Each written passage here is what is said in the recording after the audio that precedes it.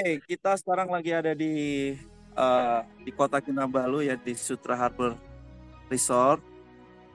Ya, ini kita doanya dari pantai. Saya mau share dari Ibrani 1 ayatnya yang ke-9. Poinnya di situ adalah pertama, Tuhan membenci kefasikan, Dia menyukai keadilan, ya. Ya. Dan kemudian biarlah kamu menjadi tanda kesukaan melebihi yang lain. Yang saya mau sampaikan adalah mengenai favor, tanda kesukaan. Bagaimana kita menjadi tanda kesukaan? Kalau ditanya, apakah saya dikasihi Tuhan? Ya, Tuhan mengasihi saya. Ya, kalau ditanya, apakah Tuhan mengasihi semua orang? Betul, Tuhan mengasihi semua orang.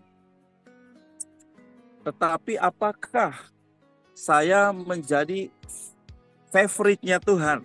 Katakan favoritnya Tuhan. Ya. Nah, untuk menjadi favoritnya Tuhan, maka ada hal yang harus kita lakukan untuk menjadi favoritnya Tuhan. Kita punya anak-anak, ya, punya beberapa anak.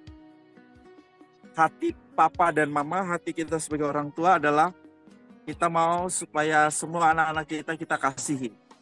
Kita punya, kalau bisa kita bilang sama rata, kasihnya sama rata. 50, 50, 50 begitu ya, atau 100, 100, 100. Sama rata begitu ya.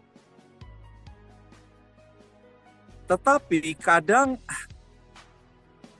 secara ini ya, natural, kadang ada yang mungkin kita pandang kok anak ini spesial, anak ini jadi semacam penghibur atau anak yang menyukakan hati kita gitu ya. Nah, jadi sebetulnya bukan orang tuanya pilih kasih, tetapi memang anak ini mampu menarik hati daripada orang tuanya atau mengambil hati orang tuanya, ya. Nah, jadi untuk menjadi favoritnya Tuhan, maka kita perlu mampu untuk mengambil hatinya Tuhan, gitu kan? Nah, di sini ada clue-nya, ada petunjuknya bagaimana kita bisa menjadi anak kesukaannya Tuhan.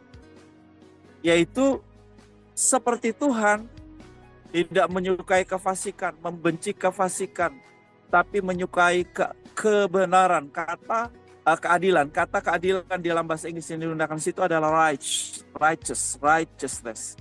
Nah, kata righteousness ini adalah bicara mengenai bukan sekedar keadilan dalam terminologi hukum atau istilah hukum, tetapi righteous adalah bicara mengenai kehidupan yang benar, kehidupan yang berintegritas, hidup yang right, yang tepat, yang benar, yang akurat.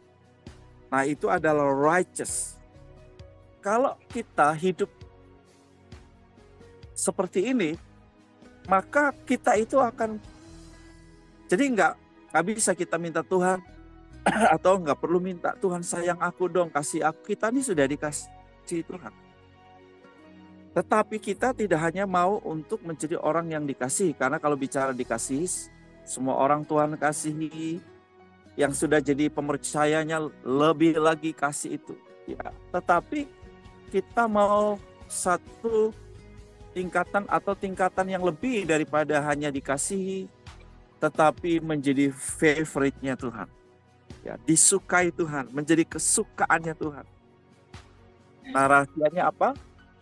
Apa yang jadi kesukaan Tuhan itu yang kita mau, gitu kan? Jadi contoh ya, kalau ada orang yang bisa menarik perhatian kita, menarik hati kita adalah orang-orang yang ya bisa memahami kita, mengerti kita, mendukung visi kita, orang-orang yang mensupport kita untuk mewujudkan impian-impian kita, orang-orang yang tahu kesukaan, hobi, minat kita, dan dia ada di situ, dia mensupport. Wah, kita suka sekali dengan orang seperti itu. Nah, untuk jadi favoritnya Tuhan, kesukaan, maka kita juga harus menyukai apa yang Tuhan sukai. Paham ya? Menyukai apa yang Tuhan sukai. Jadi kalau Tuhan yang suka dengan keadilan, kita harus suka dengan keadilan. Ya, Tuhan nggak suka suka dengan yang namanya kefasikan, kita juga nggak boleh ya hobinya kefasikan. Ketika Nuh dan keluarganya membawa persembahan korban di atas mezbah, Nuh berhasil menarik hatinya Tuhan. Nuh berhasil mengambil hatinya Tuhan. Dikatakan bahwa Tuhan suka dengan aroma itu, aroma.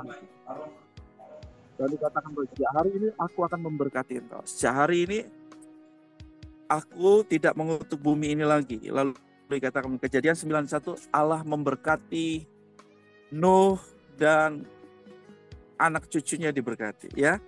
Oke, jadi ketika kita dapat menarik hatinya Tuhan, ketika kita dapat membuat Tuhan itu bilang ini cocok sekali sama hatiku, ini sesuai dengan hatiku, ya aku suka itu.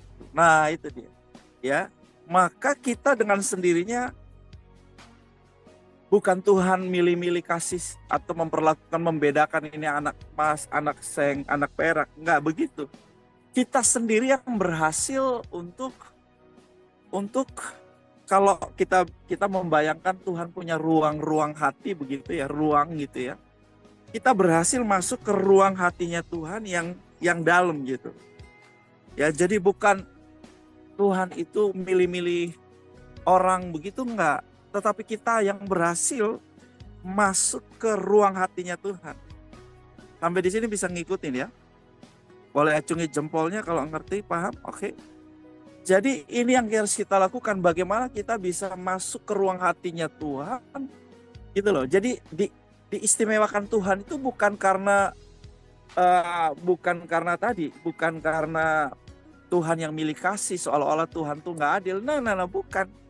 Kita ini yang berhasil untuk menarik perhatian Tuhan, mengambil hatinya Tuhan, berhasil masuk ke ruang kedalaman hatinya Tuhan, sehingga disitulah semua sumber-sumber yang ada di ruangnya Tuhan itu kita nikmati, ya. Nah, saya harap saudara tangkap poinnya. Jadi mari kita pelajari hal-hal apa yang membuat kita bisa mengambil hatinya Tuhan, mendapatkan perhatiannya Tuhan, membuat surga selalu terbuka buat kita. Apa? Ketika kita membawa persembahan korban kita, korban syukur. Korban apa lagi? Yang kedua, korban hidup. Yang ketiga, korban harta. Ketika kita membawa itu kepada Tuhan sebagai persembahan yang harum di hadapan Tuhan. Ya, karena kita membawa dengan hati yang mencintai Tuhan, hati yang murni, hati yang penuh hormat, ya, hati yang penuh percaya, penuh iman, hati yang penuh cinta kepada Tuhan. Maka Tuhan itu, saudaraku,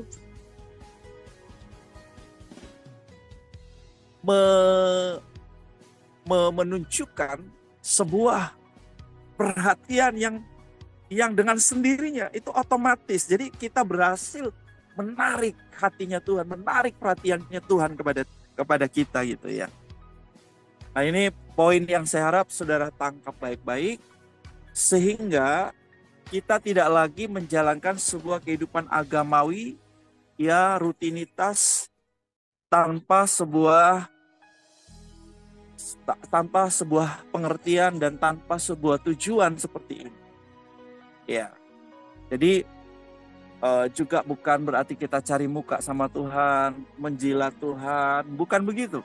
Semua harus dilakukan dari hati nurani yang bersih, hati nurani yang murni, hati nurani yang mencintai Tuhan, hati nurani yang percaya kepada Tuhan.